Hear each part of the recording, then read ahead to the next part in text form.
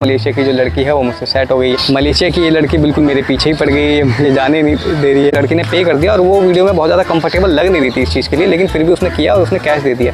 घूम रहा है रोड पे खुलेआम और वहाँ पे कोई लड़की दिख रही है तो उसको ज़बरदस्ती उससे चेप हो जा रहा है कि इंडिया चलोगे, शादी करोगे। उसके साथ ज़बरदस्ती जो है डांस करने की कोशिश कर रहा है रोड पे।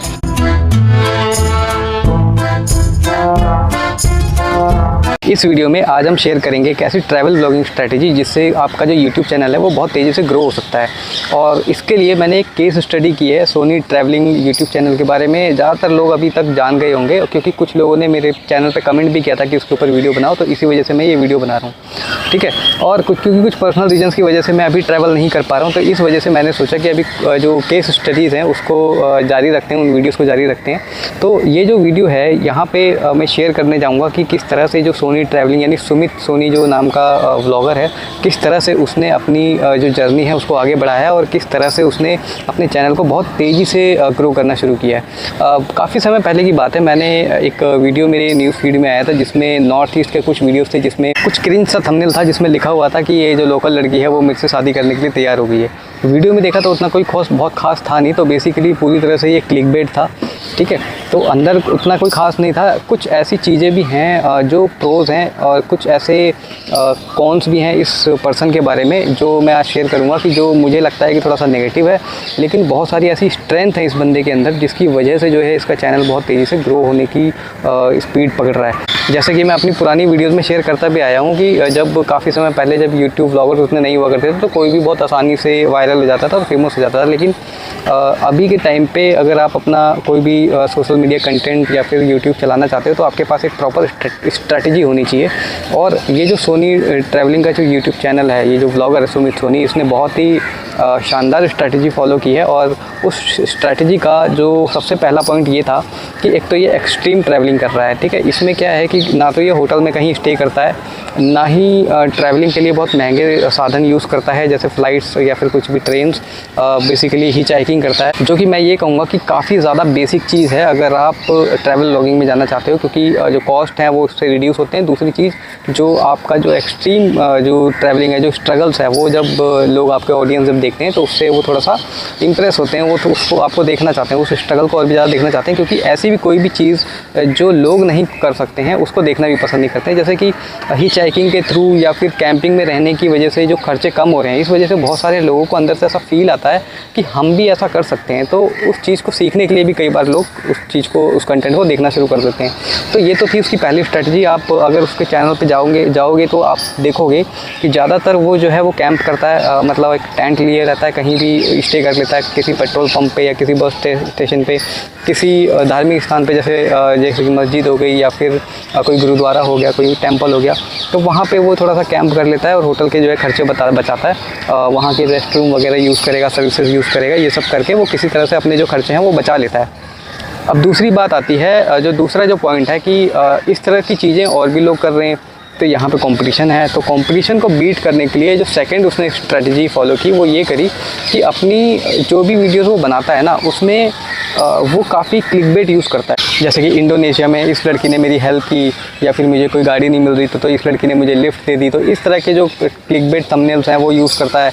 कई बार वो ये बोल देता है कि भाई मैं इस पर्टिकुलर जगह पे आया हूँ, मलेशिया में आया हूँ, मलेशिया की जो लड़की है वो मुझसे सेट हो गई है, मलेशिया की ये लड़की बिल्कुल मेरे पीछे ही पड़ गई है, मुझे जाने नहीं दे रही है। तो इस तरह के क्लिकबेट यूज़ करता है। जबकि अगर आप वीडियो देखोगे तो आपको ये पता चलेगा कि उल्टा ये उनके पीछे पड़ा होता है, वो उसके पीछे नहीं पड़ी होती।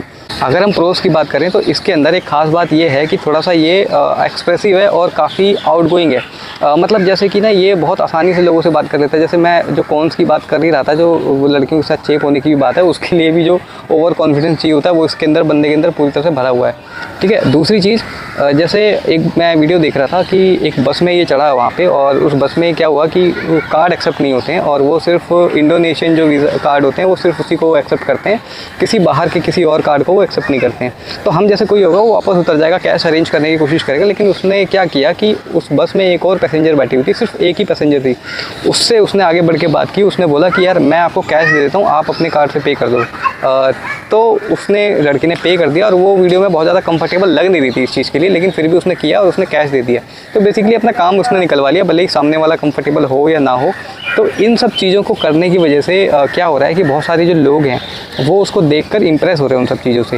हालांकि इम्प्रेस होने वाली चीज़ है नहीं, तो समहाउ ये जो है इसी तरह से जो है अपने चैनल को बहुत तेज़ी से आगे बढ़ाता हुआ जा रहा है। एक और बहुत ज़बरदस्त ट्रिक इसने इस्तेमाल की है, वो ये है कि इंडिया टू रशिया एक जर्नी है वो शुरू की हुई है, और वो जो है वो हिचहाइकिंग के थ्रू कर रहा है। छोटी छोटी कंट्री जो पास में हमारे नेपाल है, भूटान है, यहाँ से इसने बेसिकली क्लिक बेट और यही सब लड़कियों के साथ चेप होके किसी तरह से, और इस तरह से इसने अपनी एक ऑडियंस बना दी।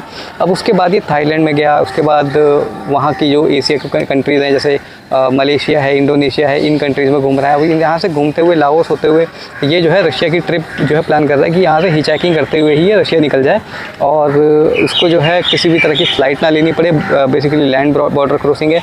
तो ये जो पूरी स्ट्रैटेजी है, अगर आप देखोगे तो शुरुआती दिनों में जितने भी बड़े बड़े आज के समय में यूट्यूब ब्लॉगर्स हैं उन्होंने यही स्ट्रैटेजी फॉलो करती है, चाहे सुबह नोमाद शुभम हो, चाहे अगर आप देखोगे तो पीयूष हरने हो, है ना। तो बहुत सारे लोग हैं वो इसी स्ट्रैटेजी पे काम कर रहे थे, और उन्हीं सारी बेसिक जो चीज़ें हैं जो बेसिकली ट्रैवल ब्लॉगिंग से रिलेटेड जितनी भी बेसिक चीज़ें हो सकती हैं जो स्टार्टिंग में सभी ने यूज़ किया था उसको इसने इस्तेमाल किया, और अपने आप को थोड़ा सा आउटगोइंग रखा, जिसकी वजह से और जो है इसके जो सब्सक्राइबर्स हैं उनको एक किक मिलती है इसके चैनल को या फिर इसके कंटेंट को देखने पे।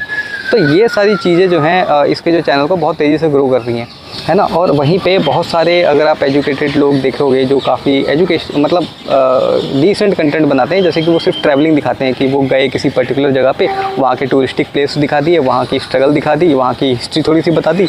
तो वो उस तरह के जो कंटेंट है वो चल नहीं रहा है। अगर आप इसका कंटेंट देखोगे तो उसके कंटेंट में कोई बहुत ज़्यादा खास नहीं है, किसी कंट्री को हिस्ट्री नहीं बता रहा है, कुछ नहीं बता रहा है, घूम रहा है रोड पे खुलेआम, और वहाँ पे कोई लड़की दिख रही है तो उसको ज़बरदस्ती उससे चेप हो जा रहा है कि इंडिया चलोगे, शादी करोगे, उसके साथ ज़बरदस्ती जो है डांस करने की कोशिश कर रहा है रोड पे।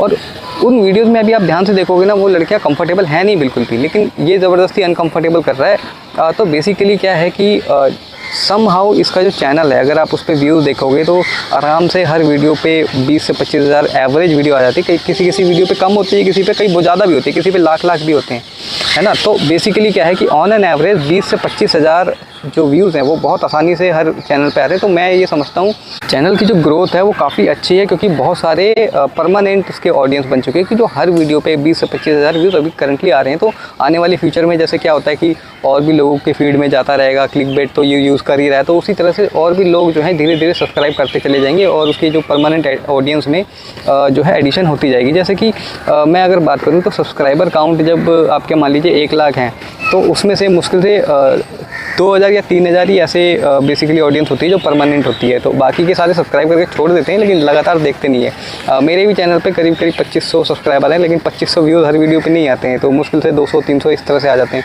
तो इसका मतलब ये होता है कि उसके चैनल पे अभी मान लीजिए 80-90 हज़ार के करीब सब्सक्राइबर हैं, तो और 25 हज़ार के करीब अगर हर वीडियो पे व्यूज़ आ रहे हैं तो आप मान के चलिए उसमें से आराम से 5000 से लेके 10,000 तक तो परमानेंट होंगे और नए भी जुड़ते चले जा रहे होंगे।